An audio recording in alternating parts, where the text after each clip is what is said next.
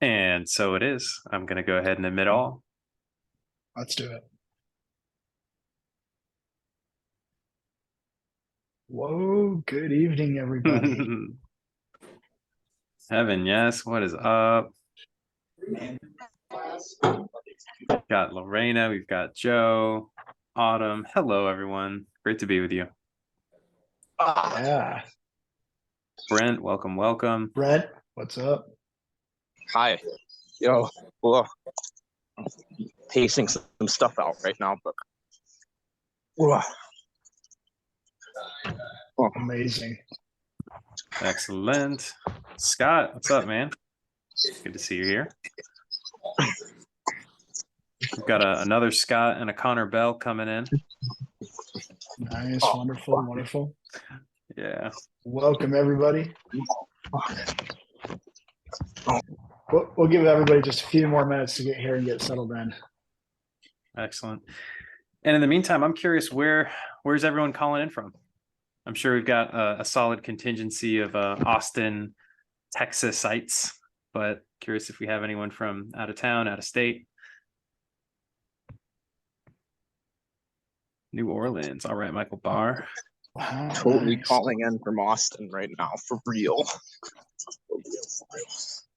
For real, Austin. Yeah, me too, brother.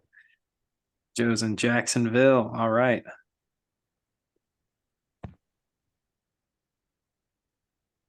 Yes, Lorena, the recording will be available later. Amazing. Gabrielle calling in from Round Rock, Texas, which basically is Austin. Like, let's be honest. You know, it's a hop, skip, and a throw from town. So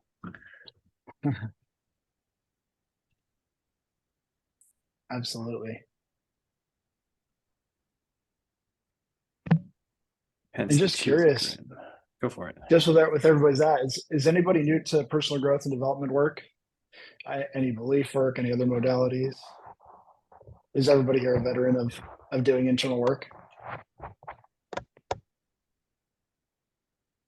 I would imagine so, but that's a wonderful question. I'd love to hear like what kind of modalities have been impactful for you guys, whether that's internal family systems, Sedona method. Joe's a perpetual beginner. Yeah. Wonderful, I love that wonderful, response. wonderful.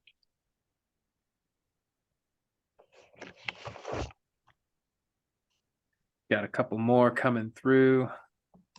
Yeah, a couple more people coming on. Ryan, Brent, welcome, brothers. Great to see you guys. Hey, babe. It's starting if you want to come join. That would have been amusing if it was directed at me.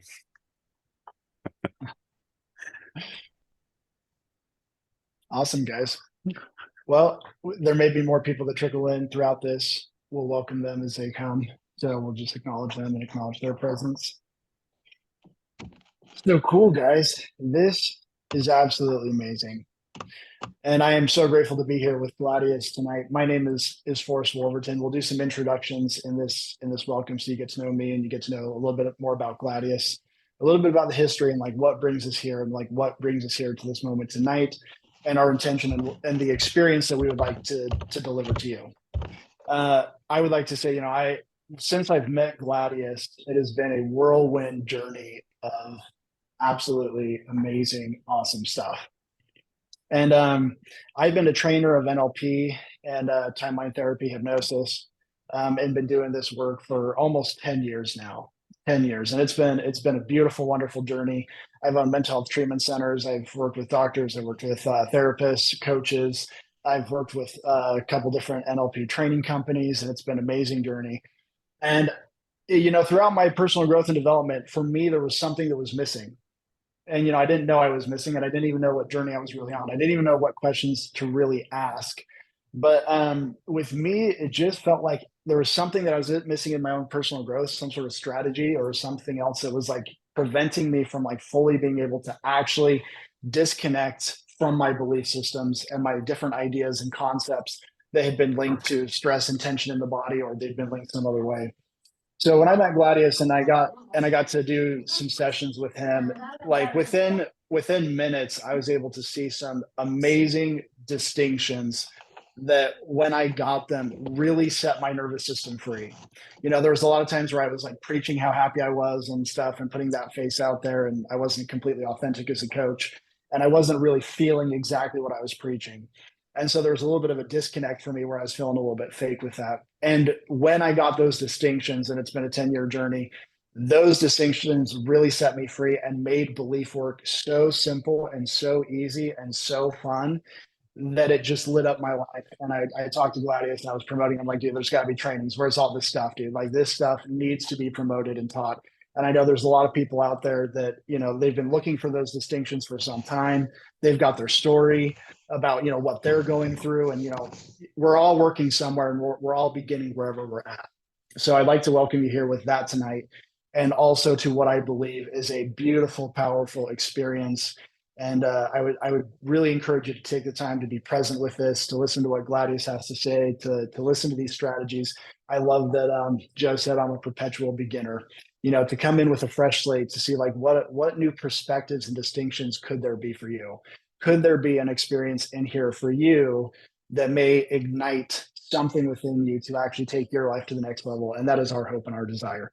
With everything that Gladius and I do, that is our desire, to serve you and help you get those distinctions, to help you get the results that you've been most craving and yearning for. So to that, I say welcome. And now I'd like to offer the time over to Glad. Give us a little bit of your history, Glad, a little bit of your story with this magic that you've been creating for so long. Thank you so much, Forrest. Yeah, first of all, folks, just like what a blessing to be with you. I'm really thrilled to see that we've got like 20 amazing souls in the room. And yeah, this is just an honor and a privilege to share. For me, dude, I grew up in a really turbulent household. My father, I can see now after lots and lots and lots of inner work and working on our relationship that he always loved me. But what's also true is that he used to explode in fits of rage towards me and my mom all the fucking time.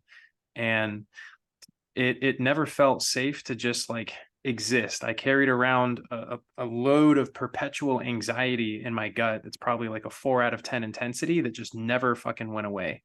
And I was bullied in school, and like these experiences are formative years for me. It just like caused a knocking down of my self-confidence and caused me to close out a lot of the gold and a lot of like the very sincere just like desire to love and connect and be free and just be in sincere, authentic connection with people, heart open. And so what's also true is that my dad taught me, you know, in addition to some of the pain that was inflicted, a lot of really good values, a lot of really good positive beliefs. I didn't just take on the negative story of I'm not good enough, I'm not worthy. Those were deeply true for me for 20 years of my life. But I took on that I can write my own ticket in life. I took on I can do anything I set my mind to. And so I want to draw the first distinction, which is that beliefs are neither good nor bad. They're neither true nor false. Beliefs are instruments that we use to create a way of being. They're instruments that we have full control over in our mind. If we choose to intentionally create our story, create our belief system, we can create a new, healthy, positive identity, a new, healthy, positive way of being. And so I went through years and years of compensating for deep inner insecurity of a sense of not good enough and not worthy by being a high achiever and getting great grades and being an entrepreneur and going and having a top performing sales career. And I closed a 6-figure deal with Lockheed Martin, and I took home a $20,000 commission, and I felt worthless. I felt like a loser. I felt like I didn't deserve it. And in that moment, it dawned on me like, hey, outside circumstances aren't going to take off these shit-stained colored glasses called I'm a loser, I'm not worthy, and I'm not good enough. That is an internal reality that I need to fix with an internal solution. The external circumstances have nothing to do with how I feel about myself. And that was a huge wake-up call. And it wasn't too long after that in my journey that I just reached a place of burnout, like trying to achieve my way out of my sense of unworthiness. And I decided that I was like, I'm done. I'm taking off these fucking glasses called I'm not worthy. I'm not going to have that perspective anymore. I'm going to find a solution.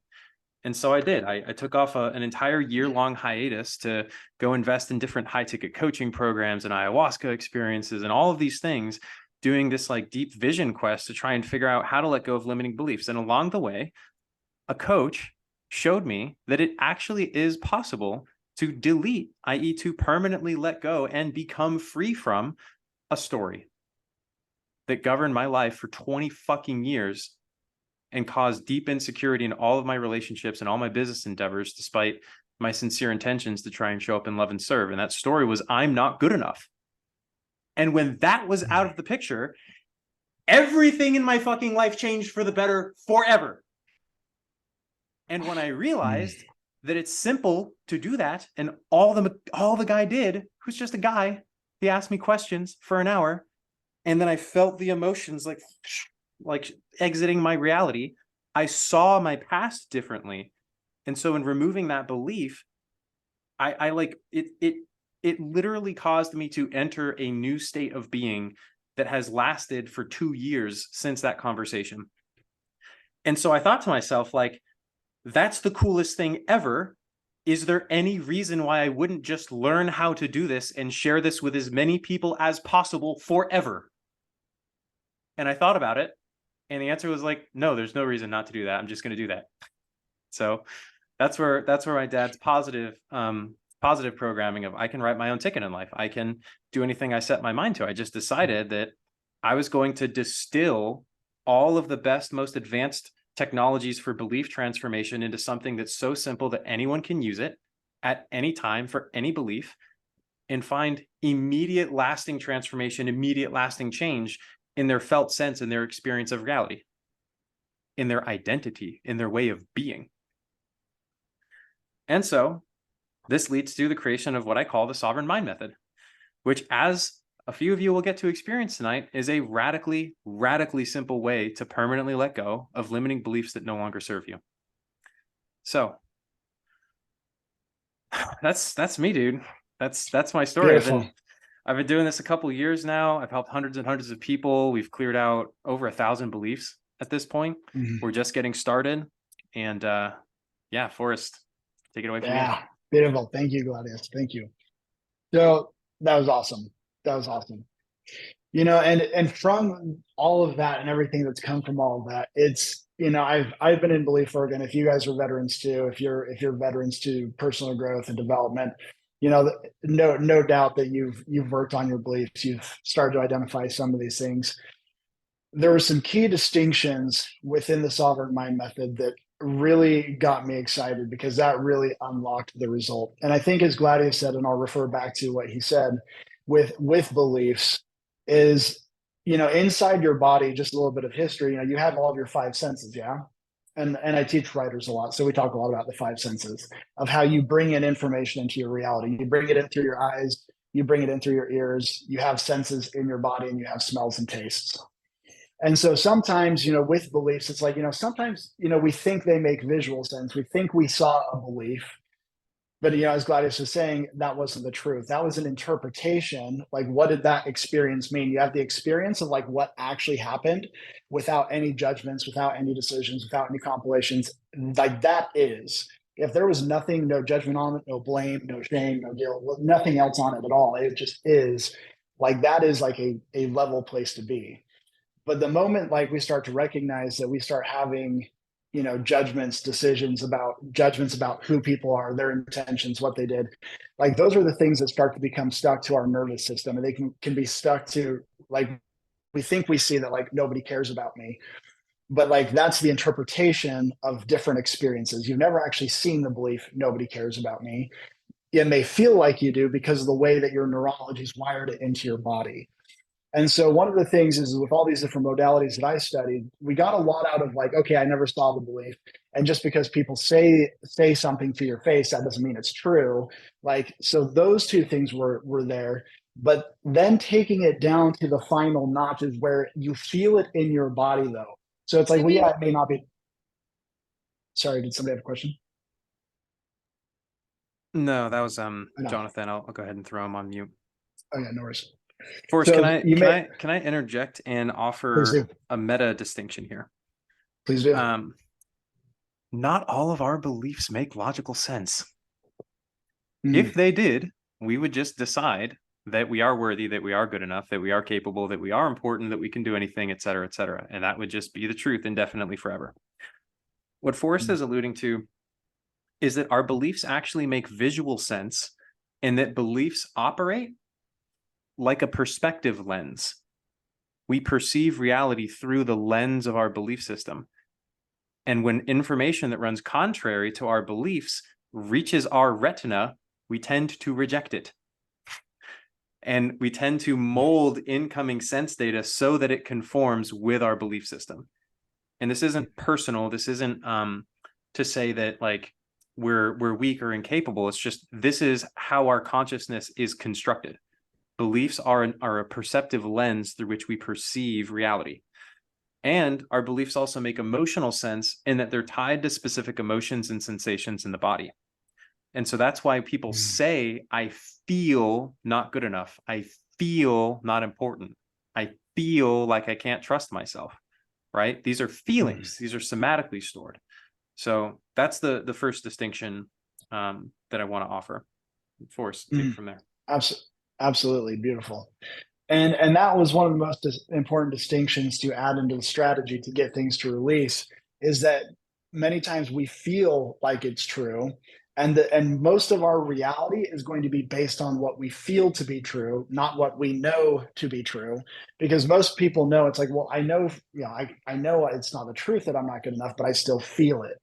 And that's where your brain has still attached. It's still been wired to a specific sense of data inside your body that says when these things light up just this way, that means I'm not good enough, or that means that I feel like I can't trust myself. That set of sensations in your body, temptation, heat, temperature, breath changes, all that stuff, that's been linked up to a phrase or a statement. And we feel like that's the reality, but the truth is, it's just how our brain has been wired.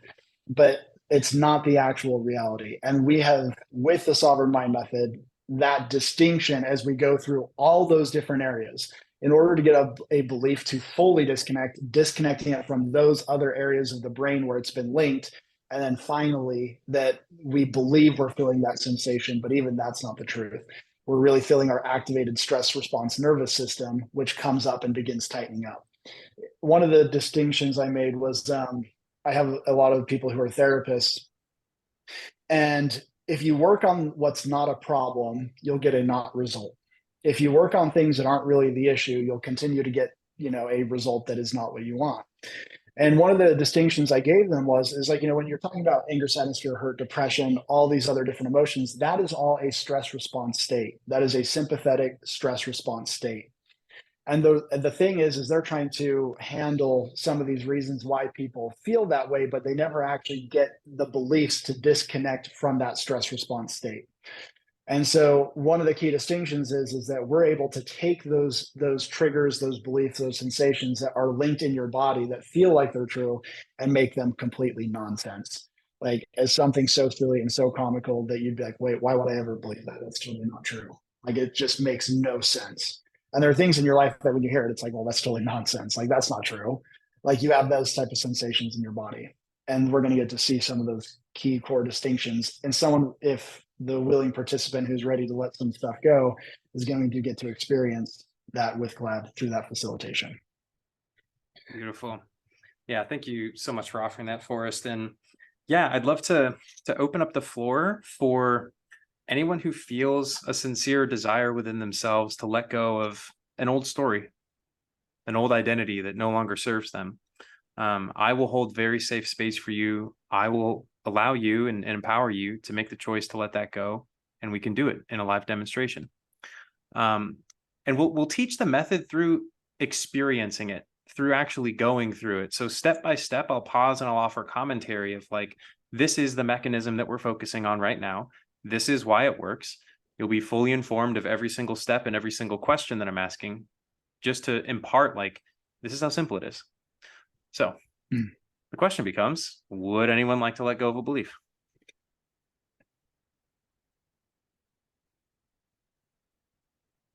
And if you need to do any exploration, if you need us to ask you any questions to see if there's a belief there that would be valuable for you to let go, we can do that. Yeah, always happy to help with the discovery. and we will pause for an intentionally long silence until someone speaks up. Ben, was it you? He's my brother. Hey, Glad, this is Brent. I'll go. Brent, my man. All right, awesome. So Brent, how can I be of service, dude? Well, I don't know exactly which belief I'm holding on to that I need to let go of. But we could start with I'm not enough. That sounds like an amazing place to start and part of what I consider to be my life purpose. So yeah. One moment. Let me plug in my laptop here. Got the plug right here, thankfully. Okay.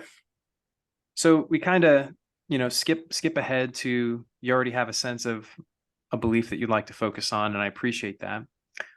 I love to start these conversations by sharing something that I call the sense test. And the sense test allows you to really connect to the felt sense, the emotional experience of a belief, or your capacity to detect whether or not it resonates as true inside of your mind. So the core mechanism, the idea behind the sense test, is that our words create reality. And when we speak something that means something that resonates within us, we feel it viscerally in our bodies. And when we speak words that are totally nonsensical, carry no meaning and no resonance to us, we don't feel anything. It sounds nonsensical. So an example of nonsense is, I am not enough of a gopher to eat popcorn. That's a nonsensical statement.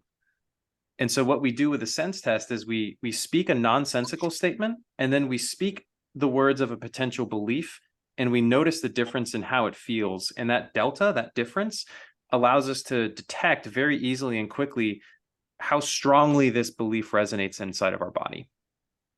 So Brent, I wonder if you might be open to speaking some words out loud and noticing if they cause sensation for you. Sure. Let's start with nonsense. What happens if you say, I'm not a squiggly duck?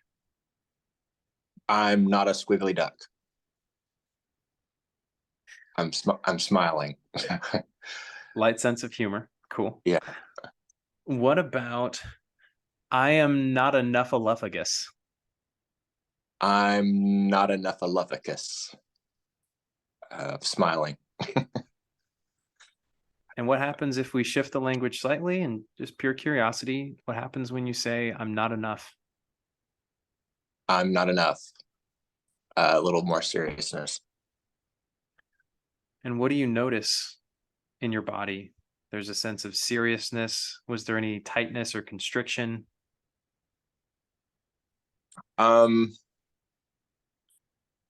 I felt like I just kind of said it and then kind of bypassed away from connecting to it. I didn't get a super sense of seriousness.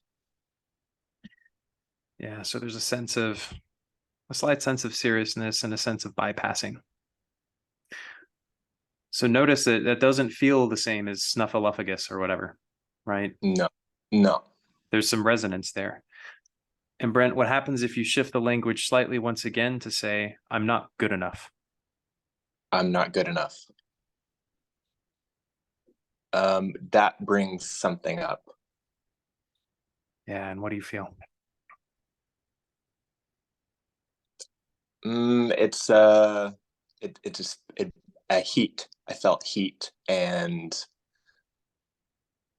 a sense of almost shame or embarrassment.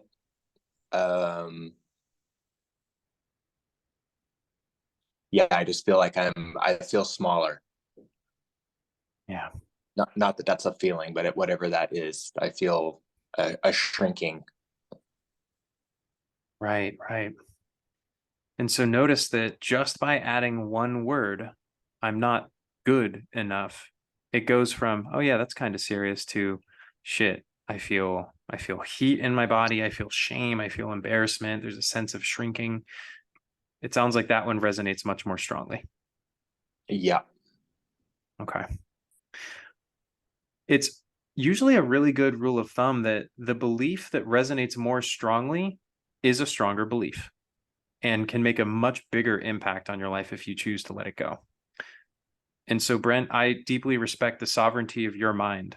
There's no such thing as right or wrong when it comes to beliefs. And practically speaking, I'm curious if this is a belief that you would like to keep or let go of. I would love to let go of it. All right, great. I can help you with that. Cool. So the simple algorithm is we process the belief logically if we need to. Quite often we don't. Then we process the belief visually. Then we process it emotionally. Once the belief doesn't make any logical, visual, or emotional sense, it doesn't make any sense at all. It's completely nonsensical. It doesn't have any emotional power over you, and you're free from it for good. So we'll start logically. And the first question I have for you, Brent, is there any part of you that doesn't feel totally safe and ready to let go of that belief that you're not good enough? No. Are you sure? um, well, I don't completely believe that I can let it go, but it's just my ego. Boom. This is important. So there's a sense of I can't let it go, or it's not possible to let it go. Is that right? Surprisingly, yes. Yeah. Okay. And really just feel into yourself and ask the simple question, why? Why can't I let that go?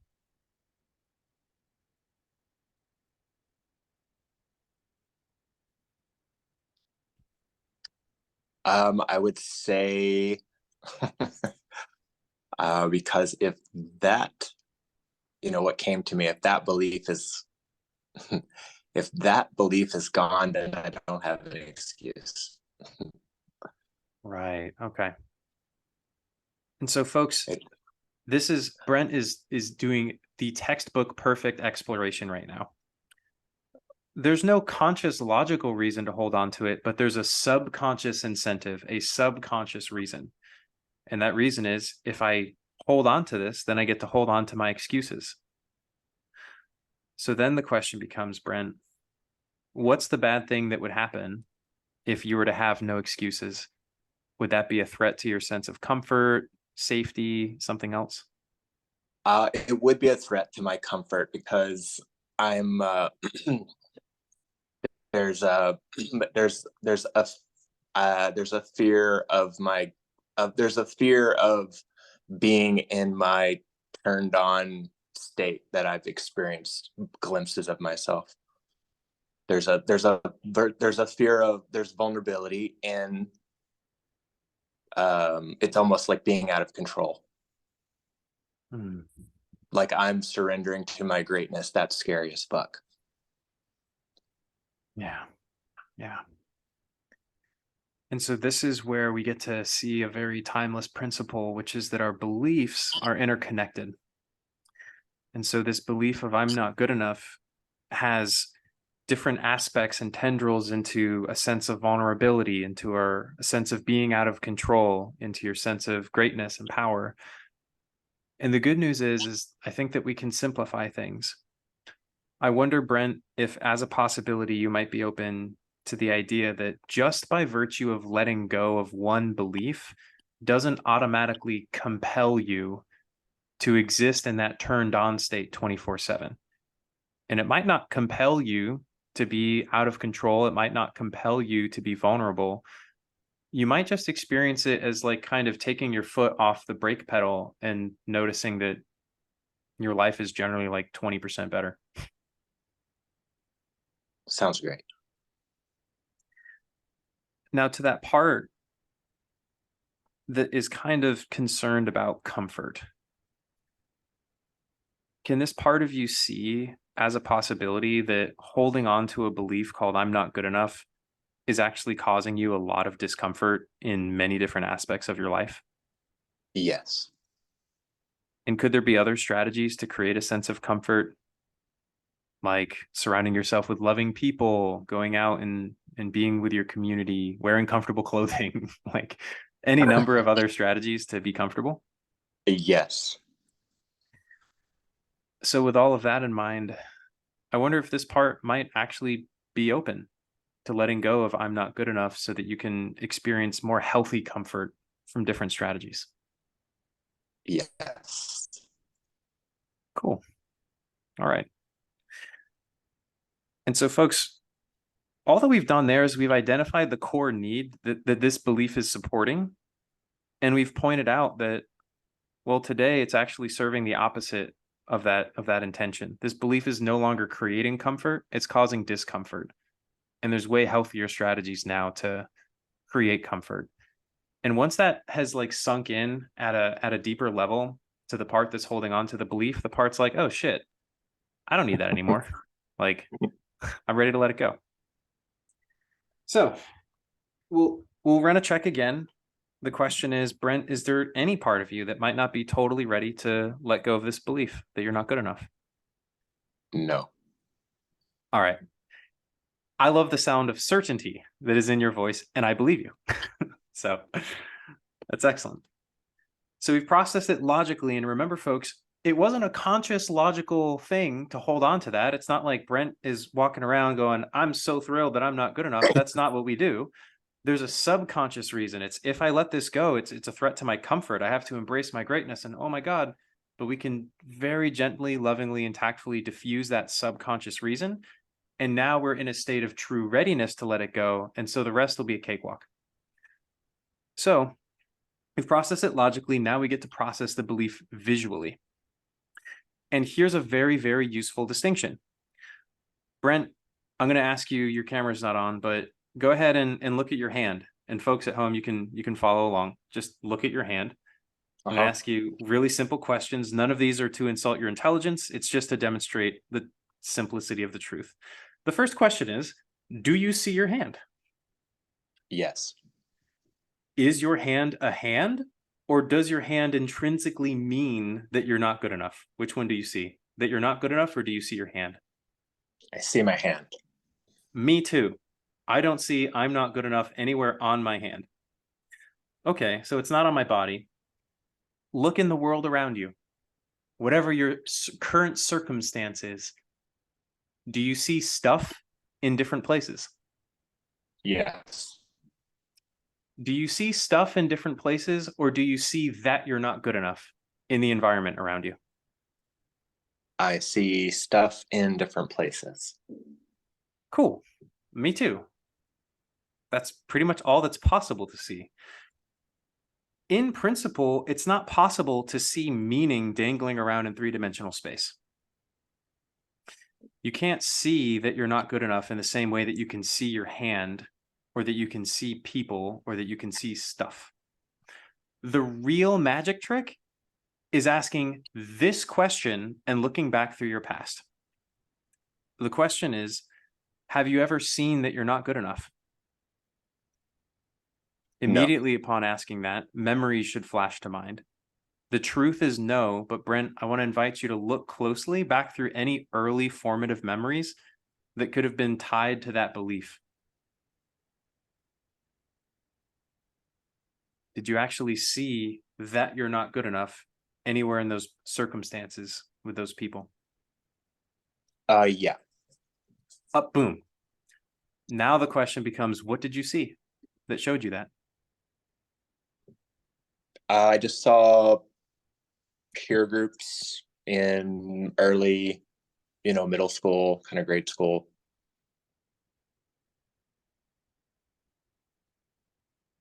Yeah.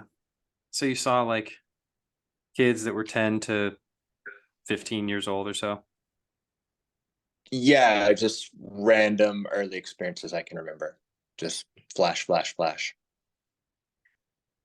For the purpose of helping the audience, are you open to describing one of those experiences? Yeah, I would just To whatever degree you're comfortable. You don't have to share Right. 100% of detail. That's okay. I was just thinking of something silly like sports or not silly, but something like basketball and being one of the last people to be picked. Yeah. Okay. This is a great example. A lot of people can resonate with that.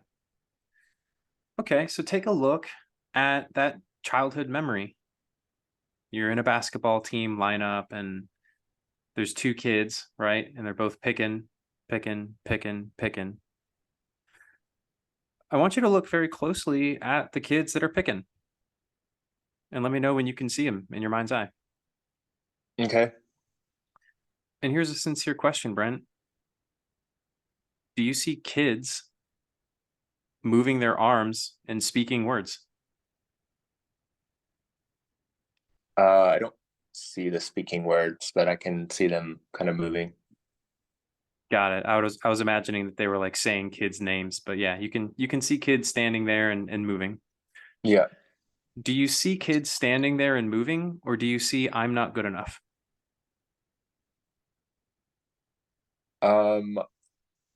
I see kids speaking and standing, Aha, or moving their arms. right. That's the truth of what you literally saw with your own two eyes. I see, right? Do you see what we just did there?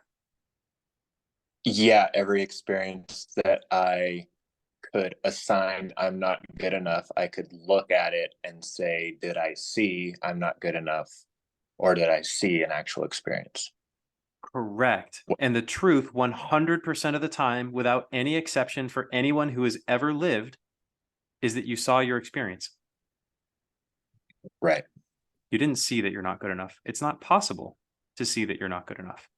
That's meaning that we create in our minds and then project onto the experience. And so, Brent, if you just take a compassionate glance through the rest of your past and those other memories and experiences, do you actually see anywhere in the picture that you're not good enough? No. And just really be thorough the first time you look around. Anywhere. Wow, it's a good one. It comes up with women. So that's that's a huge one. Yeah. So now I'm scanning or anything and around that. I'm like, nope, I don't actually see that. I might hear that, but I don't see it. And this gets into our minds are beautiful and our beliefs are created and rooted through our senses. And so you're reaching this awareness now. I never fucking saw it, but you say that you heard it. And so I'm curious, what do you mean? What did you hear that showed you that you're not good enough? I was in a, more recently a 7-year relationship, and I was emasculated a lot. So I was definitely told things that were not true. Yeah. Okay. We have definite sympathy and compassion for that. And go ahead and bring up just one of those experiences. It can be any of them, and then you can apply it once you've gotten the specific to the general. And here's a question. In those experiences, do you hear your ex-partner speaking words? Yeah. Do you hear that you're not good enough? Or do you hear your partner speaking words?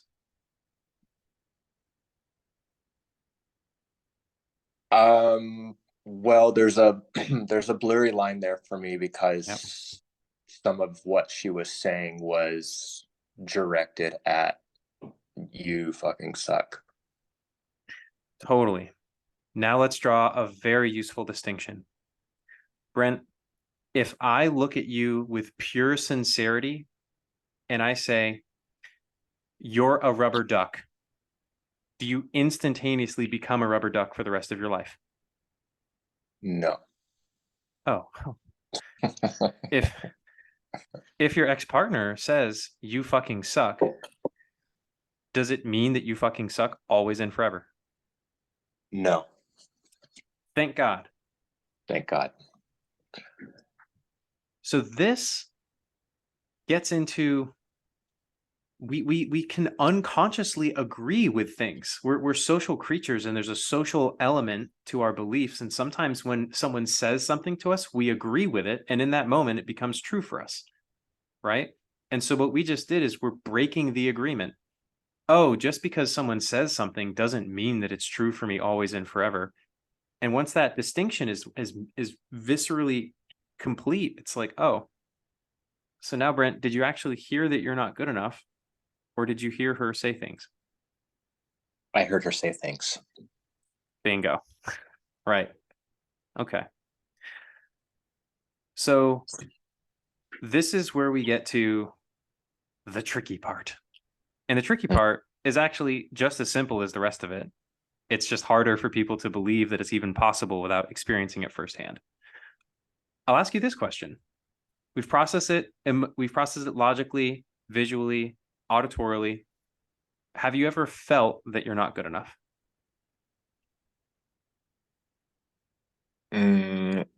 Well, I felt the belief that I'm not good enough, and yeah. Right. Exactly. May I have your permission to just drop a truth bomb for everyone? Yeah. This comes from a place of sincere passion because I want the world to understand this. Nobody has ever felt not good enough. What's true is that we feel feelings in our body.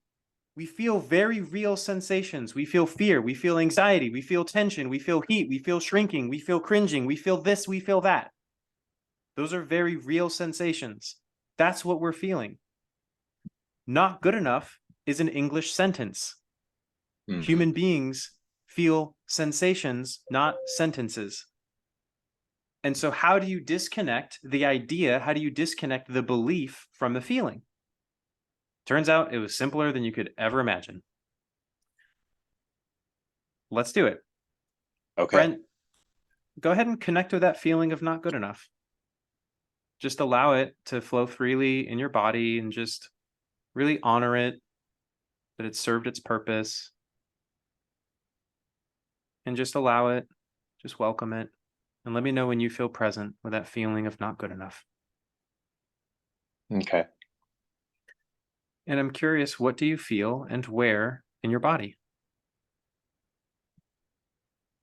It comes up in my throat, just a tightness. Yeah. And for anyone at home who wants to follow along, you can just follow along with your sensation, your feeling. Is there anything else beyond that tightness in your throat? A little bit in like my gut and guess like what I would call sacral. Yeah. Is that tightness in there too, or is there some emotional quality to that, like sadness or shame? It's just like a little tight, like a little queasy, I guess. Like a little. Yeah. Tight, queasy, gut and sacral. We'll do this one sensation at a time. And I use this metaphor to illustrate the point very clearly. Brent, let's imagine that there's like a really, really sweet kid, just totally innocent, loving child. It's walking down the street with a lollipop. And the birds are chirping, sun's shining, it's a beautiful day, and he's walking down the street with his favorite flavor of lollipop, and he takes it out of his mouth and he twirls it around his fingers, and then shoot, he drops it in the mud. And for a brief moment in time, he feels some tightness in his throat. He feels a little bit of queasiness in his gut, some tightness in his sacral, and he's like, ah. And then he just takes another lollipop out of his pocket. The sensation passes, and he goes on about his life, and he enjoys the lollipop, and he has a great day. Would you rush over to that kid and go, "Hey, you just felt those feelings? That makes you not good enough forever"? No, I would not. Right. That would be lying. Just because that kid feels that for a brief moment in time, does it mean that he's not good enough? No. So now connect with that sensation in your body, that tightness in the throat. Just begin there. And let me know when you're present with it. The feeling of I'm not good enough. Okay. And so here's the magic question. Does this sensation truly mean that I am not good enough? No. Oh, are you sure? Yes. Great. And so, Brent, what do you notice? Do you notice the energy shifting or moving? Do you notice a sense of that being disconnected? I do. Uh-huh.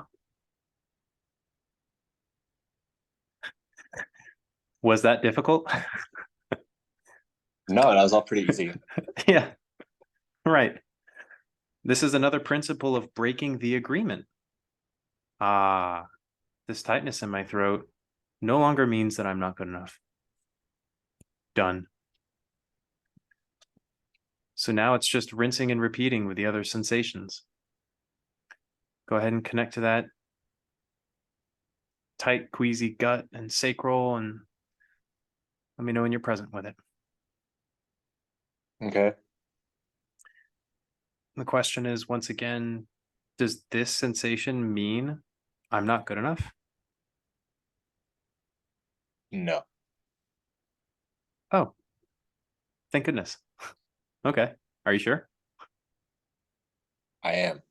Oh, great. So now scan your body, Brent. Is there any other emotion, any other sensation that's still tied to I'm not good enough?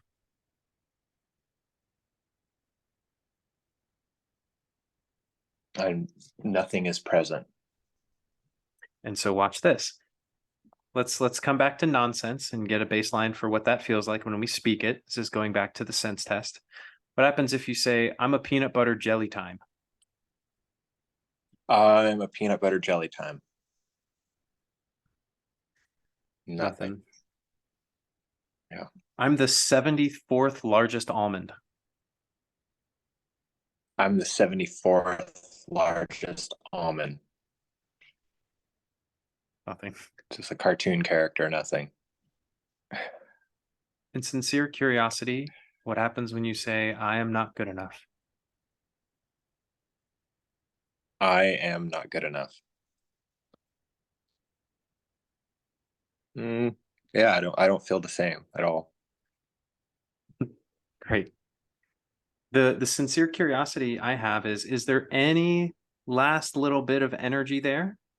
Is it purely nonsense? Is it I'm a candy almond, I'm not good enough? Are those the same experientially?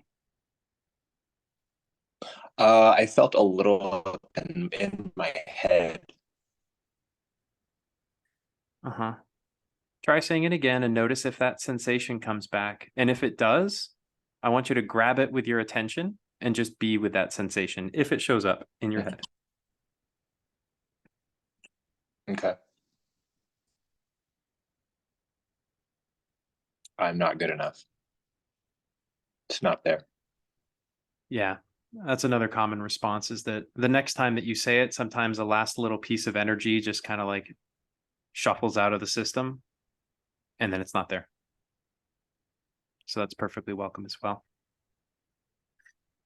So Brent, just take a moment and like breathe into the space where that energy was previously. And just notice how you feel. And share with the group, how was that experience for you? How are you feeling now? That was really interesting. I thought it was very interesting how aware I was of the subconscious, like comfort or story attached with it. And I wouldn't have named the two together had we not been going through a process. Even though I've kind of named something like that before, it's not directly in my consciousness, like where I'm not walking around with it purposely, but it was there. And actually, before you asked me to get present with the statement again, but kind of before we connected to the body, I felt like a lot of it was already moving and gone because I'd already processed a lot of it, but I sort of called it back in to connect to the energy in my body. But then actually processing it again, I feel kind of like a, I don't know, almost like a golden, like almost like a, yeah, my vibration definitely shifted. Yes. Yeah. Letting go of these deep identity level beliefs that are tied to shame and sadness and tension literally frees up new space and literally creates a new way of being moving forward, where that story is no longer governing our free will and our capacity to feel. So literally any belief system that I can come up with, I can speak to a memory or a visual or a feeling of it and process that it's actually not true, but I have a feeling attached to it. But it's sort of the unconscious belief attached to it. That was the lesson to me, that there's said the unconscious desire or fear or like whatever it was, like the comfort was attached to this, right? So that was, I think that's where the facilitation helps, is to identify that piece, because there might be some blind spots there. Yeah. And like we've connected before, and you're a personal growth oriented human who's done years and years of exploration. And so was I before I discovered belief work. And what I find remarkable about this is that it really is a whole different dimension of personal growth and personal development.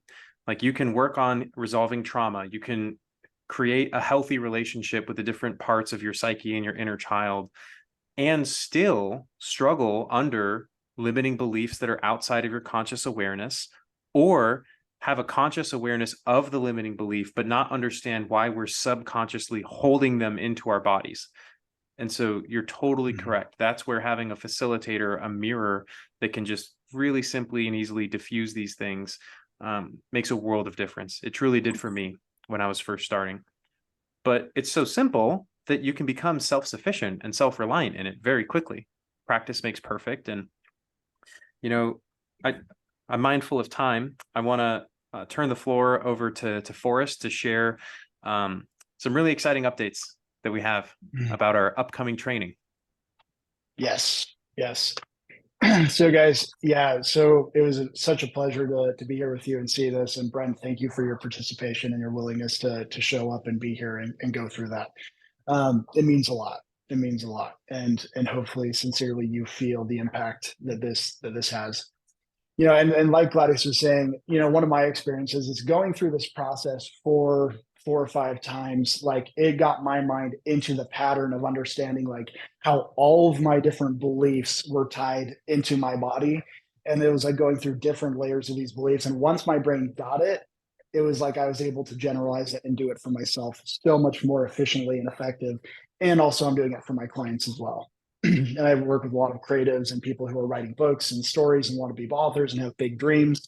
And so, those bigger dreams, we got to go do that internal work to make sure we're truly free and we're operating from our full power. So hopefully you can see the benefit of like this type of work. And for all those that you didn't get to necessarily do the experience, hopefully you got to see. I would gather that you probably started experiencing an unraveling of your own belief system as your mind was starting to do that too. So Gladius and I have put together a phenomenal 1-day PhD training happening on July 22nd. And we are so stoked to be offering this and bringing these distinctions to the community. So if you've been looking to really up-level your game, and if you could see the value of like being able to have this in your life and all the different beliefs that you might have, if there's anything been going on for you, and identifying that story and being able to go and learn this process for yourself, if that resonates, and if you're a coach yourself and this is some distinctions you'd like to be able to learn for yourself and for your clients, this training is an absolutely must-have training. I've done 7-day trainings. I've done almost 30-day trainings in the world of NLP and other things like that. And I got to say, for everything we're delivering in this 1-day PhD to take you from A to Z, to be able to do this process for yourself, get lots of experience in the training, letting go, bringing your stuff to the training, bringing the real stuff you'd like to let go, being able to let that go, and then being able to learn how to do that for others as well is going to be absolutely game changing.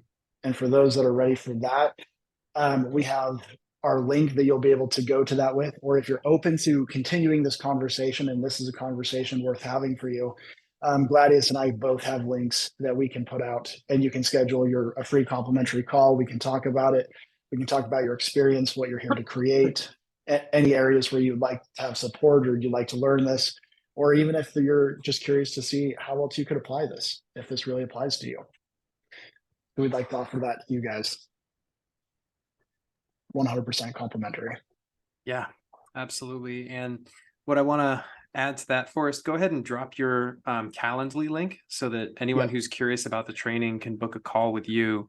Yep. I also dropped the landing page for the training itself. You guys can read more. I would love to just gift you all a copy of my new book on the Sovereign Mind Method as well. So I outline exactly how the method works, multiple tools that you can use to discover core limiting beliefs in the subconscious mind. This is kind of like the magnum opus of my creation. So if you'd like to receive a free copy of my book and learn how to apply the Sovereign Mind Method for yourself, just as a thank you for being here, go ahead and drop your email in the Zoom or DM me, or just reach out to me, contact me in any way, shape, or form that feels comfortable to you. And I'll make sure that you get one of the early pre-release copies of my book, just as a sincere thank you for being here. All right, Kent, get you a copy. Brent, Michael, beautiful, beautiful. Timothy, happy to share. And yeah, highly recommend if you're a coach or if you're just seeking self-mastery, be with us July 22nd. This experience is going to change the fuck out of the lives of everyone who's with us. And we're going to take this skill set to be able to create a massive impact for everyone that we love, for everyone that we serve. So I'm excited for it, man. This is going to be great. And Forrest, are we going to do one of these again? Oh, absolutely. Absolutely. Yeah. We're going to be doing these also as we're coming up to this training. You can tune into us again. We're going to be jumping on this Saturday, 4 p.m. Central Time. And we're going to be diving in more. So if you have friends, if you want to have people come experience this, we're going to continue to do this, continue serving the community in the best way that we can. So we'd love to invite you all to come with us again and join us and sharing this information with those that you love and you care about. Yes. Beautifully said. Couldn't add anything more. Just like, yeah, and invite your friends if they're personal growth and just like self-masters. Invite your friends if they're struggling, if they're in a rough patch in life, and they could use some relief and use some support. Forrest and I will be here. We're going to continue doing these live demonstrations, and yeah, it's our honor, it's our pleasure, it's our privilege to serve, and we're so fucking grateful. I am so fucking grateful that all of you joined us tonight. Yeah.